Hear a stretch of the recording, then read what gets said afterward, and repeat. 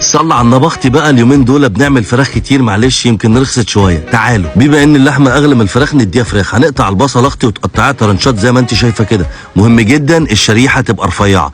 في طاسه فيها حبه زيت وحته زبده هتبتدي تنزلي الفرخه بتاعتك زي ما هي نيه بعد ما غسلتيها، اكنها مسلوقه بالظبط. اختي عايزه تتحروق وتاخد وشين كده حلوين. واوعي تنسي اختي الكبده والانثى. بعد ما اللون يبقى ذهبي كده اختي تطلعي الفرخه بتاعتك عادي وتطلعي الكبده والانثى، وبعد كده تحطي مكانهم البصل اللي احنا مخرطينه رفيع جدا.